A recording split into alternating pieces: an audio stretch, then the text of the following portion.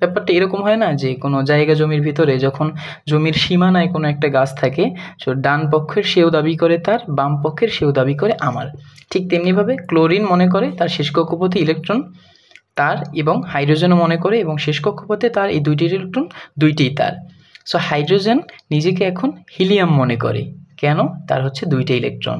এবং ক্লোরিন তারও যেহেতু শেষ কক্ষপথ পূর্ণ, তার ইলেকট্রন 17টা থেকে 18টা হয়ে গেল, সে এখন নিজেকে আর্গন দাবি করে, আর্গন মনে করে, কারণ আর্গনের শেষ কক্ষপথে ইলেকট্রন 8টা এবং তার মোট ইলেকট্রন 18টা। আসসালামু আলাইকুম, রাহাত মির বলছি, স্বাগত সবাইকে। রাসায়নিক বিক্রিয়ার মধ্যে দুইটা বিক্রিয়া খুবই গুরুত্বপূর্ণ, প্রায় সবগুলো বিক্রিয়া এই দুইটা থেকেই এসে থাকে।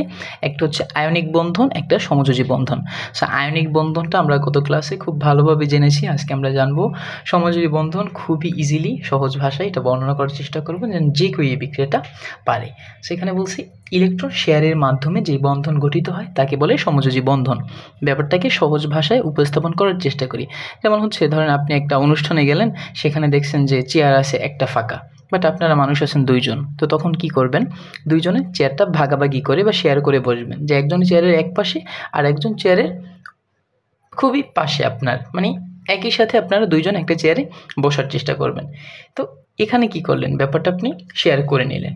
অথবা আপনি মনে করেন যেন আপনারা দুই ভাই, আপনার বাবা অথবা মা একটা আপেল দিল এবং দুইজনকে বললো ভাগ করে খেতে। তখন সেটা কি করবেন? তখন সে কেটে মাঝখান থেকে দুই ভাগ করে সেটা আপনারা শেয়ার করে খাবেন, তাই না? তো শেয়ার মানে হচ্ছে কোনো কিছু ভাগাভাগি করা, ঠিক আছে? তো ভাগাভাগি আমরা কেন করব বা কিভাবে করব? সো আমরা জানি যে ধাতু অধাতু মিলে আয়নিক বন্ধন তৈরি হয়, মানে ধাতু ইলেকট্রন ত্যাগ করে এবং অধাতু ইলেকট্রন কি করে? গ্রহণ করে। কিন্তু যদি দুইটার ভিতরে কেউ যদি ইলেকট্রন দান না করে এবং দুইজনই চায় ইলেকট্রন গ্রহণ করতে, তখন কি হবে? তখন হচ্ছে ভাগাভাগি করতে হবে। কীরকম? যেমন আমরা জানি যে ক্লোরিনের পারমাণবিক সংখ্যা হচ্ছে 17, তার মানে হচ্ছে প্রথম কক্ষপথে 2টা, দ্বিতীয় কক্ষপথে 8টা, তৃতীয় কক্ষপথে হচ্ছে 7টা, এই মোট 17টা। কিন্তু তৃতীয় কক্ষপথে যেহেতু 7টা, ক্লোরিন চায় আরও একটা ইলেকট্রন গ্রহণ করতে, যেন তৃতীয় কক্ষপথে তার 8টা ইলেকট্রন হয়ে যায় এবং সে শক্তিশালী হয়ে যায়। এটা হচ্ছে ওর ইচ্ছা। হাইড্রোজেনের পারমাণবিক সংখ্যা হচ্ছে 1, তার মানে হচ্ছে হাইড্রোজেনের একটা ইলেকট্রন। কিন্তু আমরা জানি প্রথম কক্ষপথে ইলেকট্রন থাকতে পারে 2টা, তাহলেই সে শক্তিশালী। এই জন্য হাইড্রোজেনের যেহেতু একটা ইলেকট্রন আছে, সে চায় আরও একটা ইলেকট্রন গ্রহণ করতে, তাহলেই তার ইলেকট্রন হয়ে যাবে 2টা, মানে হাইড্রোজেন সে হিলিয়ামের মতো হয়ে যাবে। এখন ক্লোরিনেরও ইলেকট্রন প্রয়োজন, হাইড্রোজেনেরও ইলেকট্রন প্রয়োজন, কিন্তু দেওয়ার মতো কেউই নাই। এই জন্য এই হাইড্রোজেনটা ক্লোরিনের এই যেইখানে একটা সিঙ্গেল ইলেকট্রন ছিল, এইটার সাথে ইলেকট্রনটা শেয়ার করলো। সো এই যে লাল চিহ্ন দেওয়া, এটা ছিল হাইড্রোজেনের একটা ইলেকট্রন, এবং এই কালো ইলেকট্রনটা এটা কিন্তু ছিল ক্লোরিনের। কিন্তু এটাকে আমরা এমনভাবে সাজালাম, এখন কিন্তু দেখা যাচ্ছে যে ক্লোরিনও মনে করে এই ইলেকট্রনটা হাইড্রোজেনের না, এটা তার। সুতরাং এখানে 2টি ইলেকট্রনই ক্লোরিনের, এবং হাইড্রোজেনও মনে করে যে এখানে 2টি ইলেকট্রনই আমার, কারণ হচ্ছে এখানে তার কক্ষপথে আর একটি ইলেকট্রন। ব্যাপারটা এরকম হয় না যে কোনো জায়গা জমির ভিতরে যখন জমির সীমানায় কোনো একটা গাছ থাকে, সো ডান পক্ষের সেও দাবি করে তার, বাম পক্ষের সেও দাবি করে আমার। ঠিক তেমনিভাবে ক্লোরিন মনে করে তার শেষ কক্ষপথে ইলেকট্রন তার, এবং হাইড্রোজেনও মনে করে এবং শেষ কক্ষপথে তার এই দুইটি ইলেকট্রন দুইটিই তার।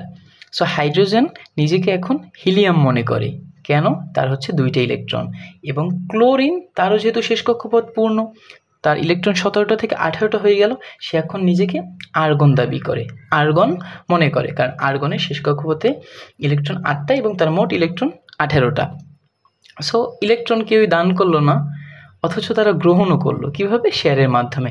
সেই ইলেকট্রন শেয়ারের মাধ্যমে যেই বন্ধন গঠিত হয়, সেই বন্ধনকে বলে হচ্ছে গিয়ে সমযোজী বন্ধন। হ্যাঁ, সো এটাই হচ্ছে সমযোজী বন্ধনের খুব সহজ ব্যাখ্যা বিশ্লেষণ। আশা করি ক্লাসটি যদি মনোযোগ দিয়ে দেখেন আপনি খুব ইজিলি বুঝতে পারবেন। সো আপনি যদি বুঝে থাকেন, সেটা প্রুফ করার জন্য আপনি হাইড্রোজেন এবং ফ্লোরিনের সাথে একটা বিক্রিয়া করে দেখেন আমাকে, চিত্র সহকারে। যদি আপনি বুঝে থাকেন, অথবা চিত্র সহকারে না দেখালেও যদি আপনার মনে হয় আপনি পারবেন, হাইড্রোজেন এবং ফ্লোরিনের চিত্রটা কীরকম হবে আমি বলে রাখি। হাইড্রোজেনের পারমাণবিক সংখ্যা 1 এবং ফ্লোরিনের পারমাণবিক সংখ্যা নয়। সো ক্লাসটি যদি ভালো লেগে থাকে বা আপনি যদি সহজে বুঝে থাকেন এবং এরকম ক্লাস বা ভিডিও আরও পেতে চান, সো চ্যানেলটি সাবস্ক্রাইব করে পাশে থাকতে পারেন যেন পরবর্তী ক্লাসের আপডেটগুলো সবার আগে আপনি পেয়ে যান এবং ক্লাসটি বন্ধুদের মাঝখানে শেয়ার করে দিতে পারেন যদি আপনার ভালো মনে হয়। সো ধন্যবাদ সবাইকে।